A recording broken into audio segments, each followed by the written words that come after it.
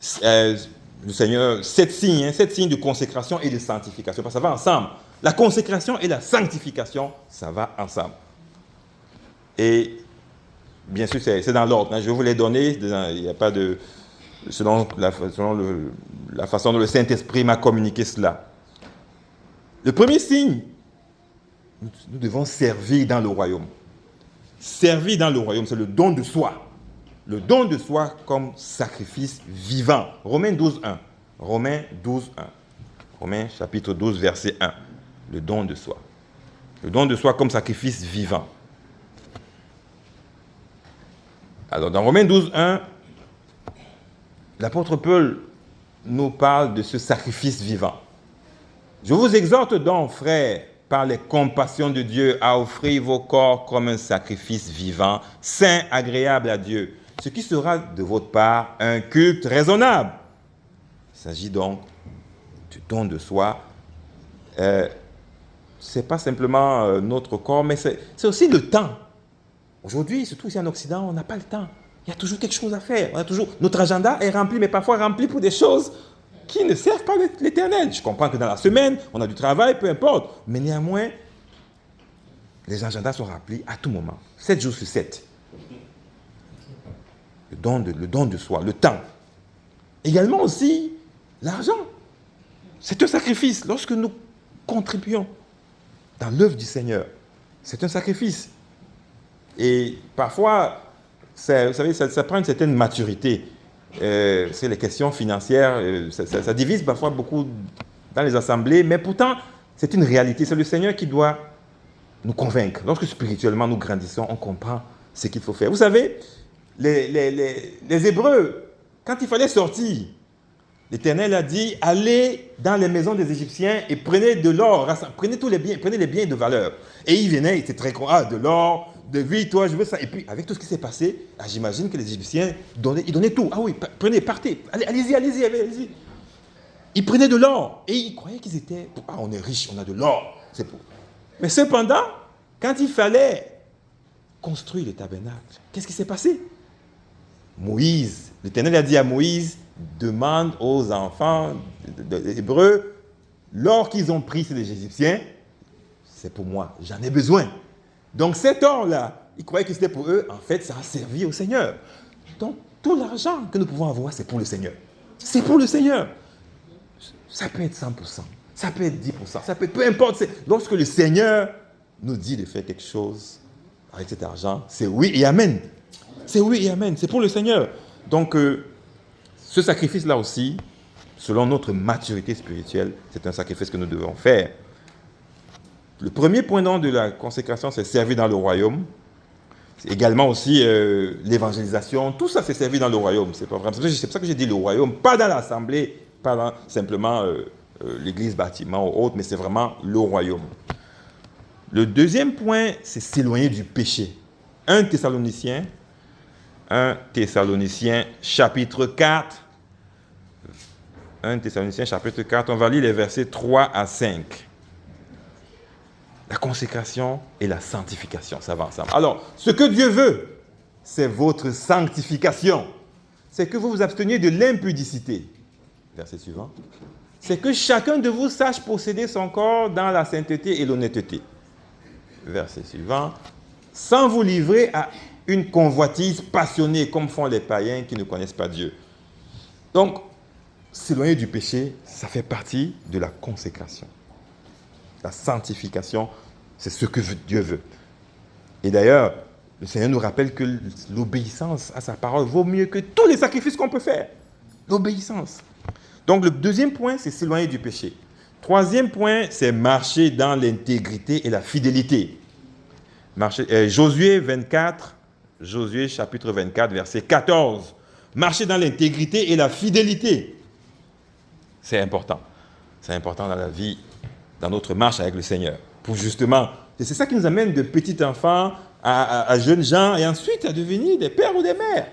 1 Thessaloniciens 4, Josué 24, 14, excusez-moi. Josué 24, 14, on attend que ma fiche sur l'écran, bon, pour ceux qui retrouvent. Josué 24, 14, ok, c'est écrit sur l'écran. Maintenant, là c'est comme, entre guillemets, les dernières paroles de Josué. C'est là où Jésus dit, choisissez qui vous voulez servir, moi je choisis l'Éternel. Donc maintenant, craignez l'Éternel et servez-le avec intégrité et fidélité. Faites disparaître les dieux qu'ont servi vos pères de l'autre côté du fleuve et en Égypte. Servez l'Éternel. Donc, dans notre marche, l'intégrité et la fidélité au Seigneur, il n'y a pas de... C'est pas facile, c'est vrai, surtout dans notre monde actuel où il y a tout. Tout est fait pour remettre en cause notre intégrité. C'est vraiment pas évident. Dans les moindres détails, il y a toujours des situations où on voit des compromissions. Et au quotidien, c'est pas facile, mais nous devons lutter afin que notre intégrité demeure intacte et marcher avec fidélité. Ça, c'est difficile, mais essayons de tendre vers cela. Alors, 4e point, mettre en pratique la parole de Yeshua et la prière. 1 Pierre chapitre 1. 1 Pierre chapitre 1,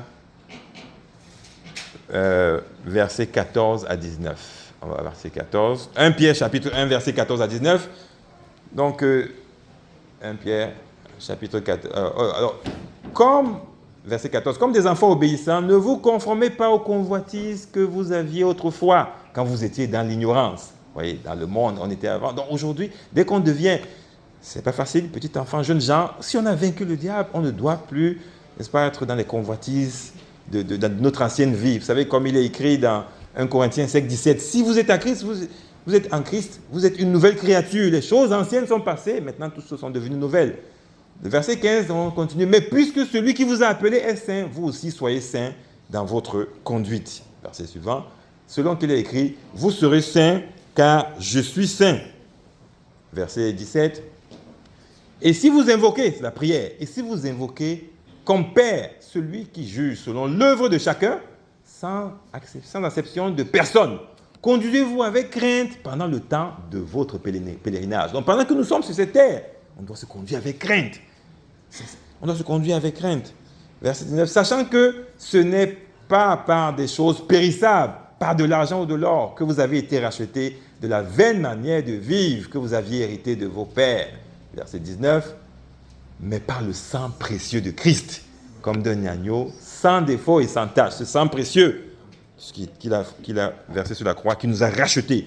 Donc, mettre en pratique la parole de Yeshua et la prière. Ça, c'est incontournable si on veut avoir une dimension au niveau de la consécration et de la sanctification. Incontournable. Le 5e point, nous devons chercher Yahweh tous les jours. Jérémie 29, 13. Nous devons chercher Yahweh tous les jours. Nous devons chercher Jésus tous les jours. Tous les jours. Vraiment, que ce soit, c'est ça, du lever au coucher du soleil. Nous devons chercher Jésus tous les jours. Vous me chercherez et vous me trouverez. Si vous me cherchez de tout votre cœur. Donc là, c'est une promesse. Il n'est pas en train de dire que, si vous me cherchez, peut-être que vous allez me trouver. Non, non, non. Si vous me cherchez de tout votre cœur, vous me trouverez. C'est une promesse. Et nous savons que l'Éternel n'est pas un homme pour mentir. C'est une promesse. Cherchez Yeshua tous les jours. Le 6e point, s'unir, s'attacher avec Yeshua. 1 Corinthiens 6, 17. S'attacher avec Yeshua pour devenir un seul esprit. 1 Corinthiens, chapitre 6, verset 17. Le 6e point. 1 Corinthiens, chapitre 6, verset 17. Alors, mais celui qui s'attache au Seigneur est avec lui un seul esprit. Lorsque nous attachons au Seigneur, nous devenons un seul esprit. Ce qui veut dire quoi? Ce qui veut dire que Christ vit en nous, et s'il vit en nous, qui peut être contre nous? Personne. Personne, parce que Christ vit en nous. Nous formons un. Nous sommes attachés, nous sommes unis. Nous sommes unis au Seigneur. Et donc, nous n'avons aucune inquiétude de ce que le monde pourrait nous... des flèches enflammées, autres du malin, ou toutes sortes de persécutions. Non. Le dernier point, non des moindres, c'est même, à mon sens, le plus important, c'est aimer Yeshua plus que tout ici-bas.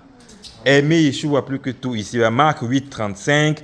aimer Yeshua plus que tout ici-bas et être prêt à mourir pour sa foi. Marc 8, 35. Et vous savez, ouais. Car celui qui voudra sauver sa vie la perdra, mais celui qui perdra sa vie à cause de moi et de la bonne nouvelle de l'évangile la sauvera.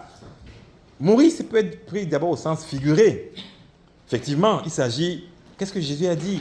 Si tu veux être mon disciple, renonce à toi. Il s'agit de renoncer à nous-mêmes. On renonce aux choses de la terre. À se courir de manière excessive vers des biens matériels, courir vers des choses de la terre. Nous savons que lorsque les choses de la terre sont remplies dans notre cœur, notre esprit a du mal à s'élever. Parce que nous sommes attirés par les choses qui sont en bas, les choses de la terre. Donc, mourir au sens figuré, c'est la première acception qu'on peut faire de ce texte, c'est donc être prêt à renoncer à tout pour Jésus. Comme il dit, porte ta croix et suis-moi. Porte ta croix et suis-moi pour l'évangile. Mais il peut aussi arriver qu'il nous soit donné de mourir pour notre foi au sens physique. Ça s'est fait hier. Ça s'est fait hier. Nos frères ont été décimés par des lions pour leur foi. Et aujourd'hui, ça continue. Il y a des endroits, dans les milieux vraiment très arabophones, il y a des guerres encore où on tue les chrétiens juste pour leur foi. Ça continue. Donc, il peut arriver que, que nous puissions mourir pour notre foi. Ça, nous savons une chose, c'est que si jamais ça arrive, l'Éternel sera avec nous comme il a été avec Étienne. Étienne, le premier martyr. L'Éternel, il sera avec nous. Il sera avec nous. Par contre, il ne nous a pas demandé... Vous savez, il y a un évangéliste, j'ai vu dans les nouvelles, je n'ai pas vérifié cela, mais j'ai entendu dire qu'il est allé évangéliser dans un endroit, je ne sais pas si c'était en Amazonie ou je ne sais pas où, un village où il n'y avait personne, il n'y avait aucun humain aucune personne étrangère. Il y avait des personnes, soit aborigènes ou autres, qui vivaient là-bas. Et il s'est dit, moi je vais leur porter la bonne nouvelle. Or, l'État qui contrôle ce coin dit que c'est un endroit où ils ne veulent pas que cet endroit soit fréquenté par des autres, par des humains, parce qu'il y a un peuple autochtone qui vit là-bas et ils sont renfermés, ils ne veulent pas de contact avec le monde parce qu'il y a des maladies et autres, ils n'ont pas de vaccin et tout ça, donc ils ne veulent pas. Et donc lui, il allait apporter la bonne nouvelle là-bas et il paraît que dès qu'il a atterri là-bas, il a reçu des flèches. Il a été tué. Alors, quand j'ai entendu ça, je me dis, mais est-ce qu'il est mort pour sa foi réellement? Je me pose des questions, parce que est-ce que l'Éternel lui a demandé d'aller là-bas? Hey, parfois, on fait des choses dans le royaume, mais parfois, on les fait, est-ce que c'est pour nous-mêmes ou c'est pour servir le Seigneur? Moi, je pense simplement que si le Seigneur, lorsque le Seigneur, surtout pour les missions, c'est le Seigneur qui doit nous mettre en mission. C'est le Seigneur qui doit nous dire, lève-toi, va à tel endroit, va à Tarsis, Jonas, va à tel endroit, Moïse, va en Égypte. Il n'a pas dit, va à Canaan, non, il t'envoie à un endroit précis parce qu'il veut faire quelque chose en particulier. Donc lorsque nous prenons sur nous parfois de faire certaines choses, il faudrait qu'on prie beaucoup pour se rassurer que c'est dans la volonté du Père. Maintenant, si c'est ta volonté, évidemment, ce qui arrivera parce que c'est la volonté du Père. Donc le septième et donc le dernier point, c'était ça, nous devons aimer Yeshua. Nous devons aimer Yeshua de tout notre cœur. En conclusion ce matin, c'est vraiment retenir une chose, c'est que les portes spirituelles donnent accès d'un côté. Le Seigneur Jésus-Christ utilise ces portes spirituelles pour nous sauver, pour nous faire grandir, qu'on passe donc de petit enfant, jeunes gens et pères. Parce que ce petit enfant, s'il n'avait pas entendu la parole, il n'aurait pas accepté Jésus-Christ. C'est pour ça que Paul dit, mais comment entendront-ils si personne ne leur parle? Vous voyez, c'est également la mission que l'Éternel nous donne à nous, d'aller évangéliser. Ce n'est pas simplement pour le prédicateur ou pour d'autres. Non, mon frère, ma soeur, c'est nous tous, si personne ne leur parle. Donc, c'est lorsque ils entendent la parole, ensuite, cette parole touche leur cœur. C'est ça la bonne terre. Et lorsqu'il y a cette semence de l'Éternel, le malin vient également. C'est ça qu'il faut retenir, que le malin vient également toujours les mêmes sens, il vient donc semer l'ivraie. Il vient semer l'ivraie et donc nous devons donc fermer ces portes spirituelles. Ces portes spirituelles, c'est important de fermer ces portes spirituelles et nous devons prier afin que notre spiritualité soit élevée. Notre intimité avec Yeshua soit élevée. Nous devons grandir. Donc, je vous invite à prier. Et pendant que je vais laisser la parole aussi au groupe de louanges et autres, je vous invite à prier afin que vraiment nous demandons au Seigneur, Seigneur, élève nos linteaux spirituels, notre intimité, je vous invite, notre intimité en Jésus-Christ, afin que nous puissions, Père éternel, que tu puisses nous utiliser